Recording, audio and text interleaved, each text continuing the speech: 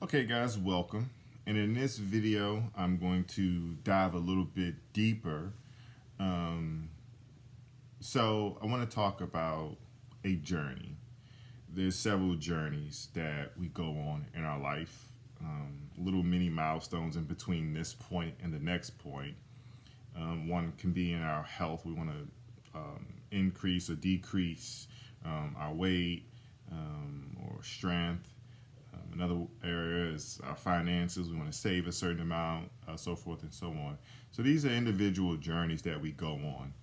And along that journey, we're becoming the sort of person who can reach and maintain, that can sustain at that level where that point is. And then that becomes a platform for us to move to the next point.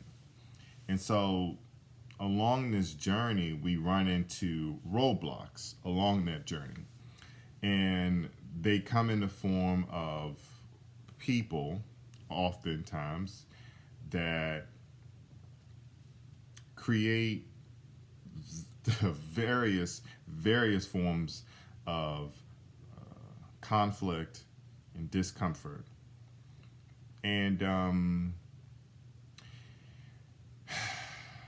and I want to dive into this because it the natural inclination to blame this person for doing a particular thing. If this person didn't do this, then I wouldn't do that. And we fall into this trap of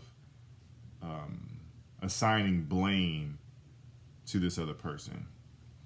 And what we have to realize is the power of pausing, reflecting on the pattern, on this situation. We are a part of the mix, the problem. We are. And until we look in the mirror and see what and how we are contributing to what's going on in that relationship, it will stay the same.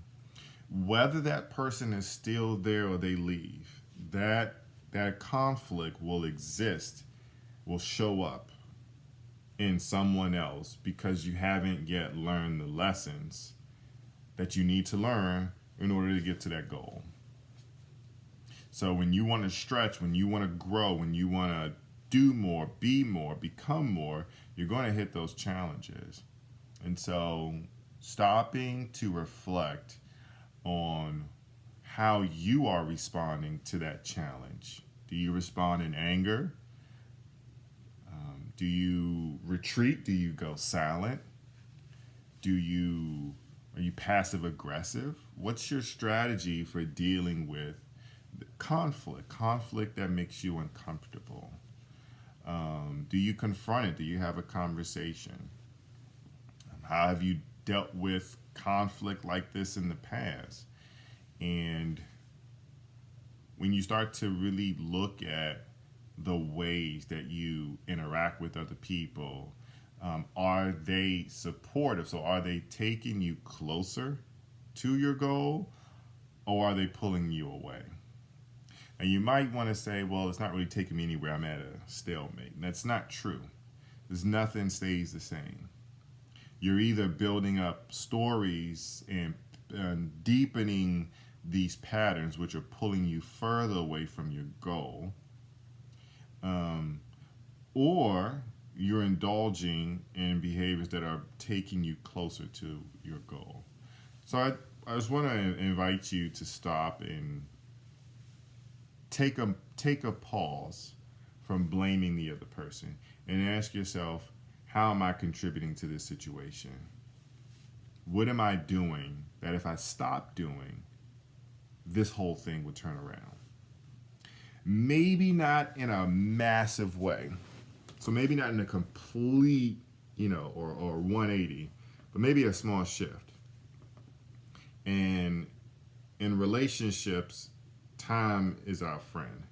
And so as we continue to go, we continue to create a pathway, right, of understanding.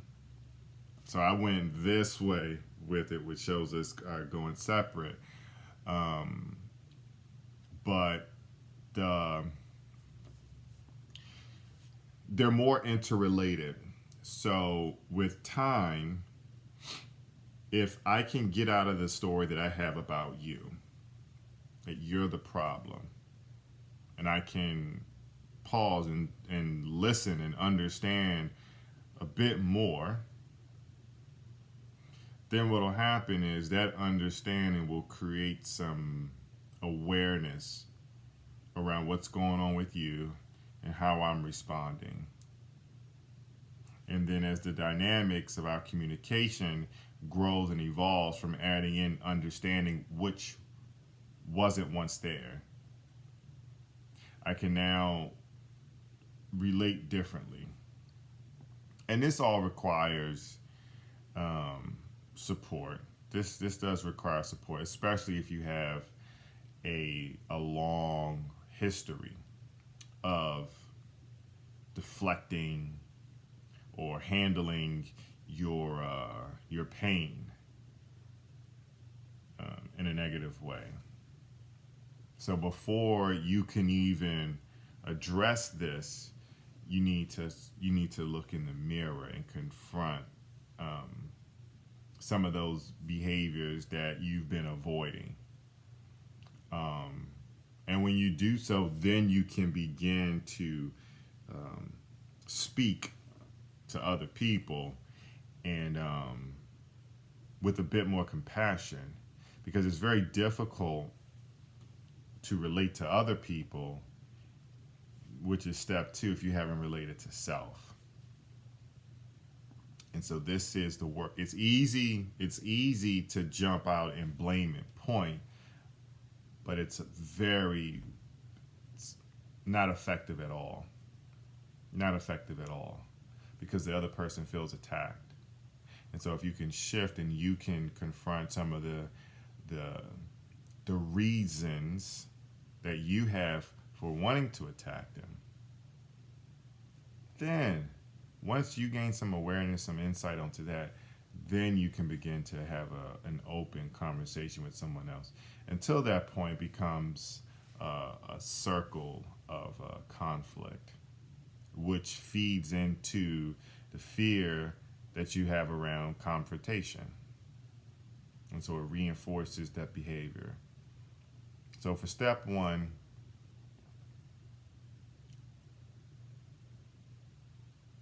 notice how you're dealing with points of conflict.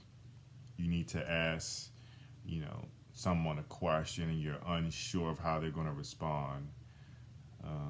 You have a request to make, you need to ask for help. Anything that produces that anxiety or that fear inside of you, notice how you proceed, or if you overthink, overanalyze, notice how that sort of comes to the surface. And then just ask yourself some real reflective questions about the source. Where did it come from? And get some help, some support around it, because that doesn't get highlighted. We jump into the battlefield, which is engaging with other people, and we try to address their issue. And it's much easier to listen and understand where they're coming from when we've given ourselves the space to see some of the things that are in our own closet, some of the things that cause us fear. So reach out to someone for support if you're struggling with conflict, because it's very difficult to influence, persuade, or get someone to see your point of view when you're not moving. And you're not moving because you're trying to protect yourself from what's causing you pain and suffering. So because I'm holding on, because I refuse to look at what's affecting or bothering me, I can't open up and hear you. When I hear something that I perceive to be an attack, I go into cover up and protection mode, and we don't get anywhere.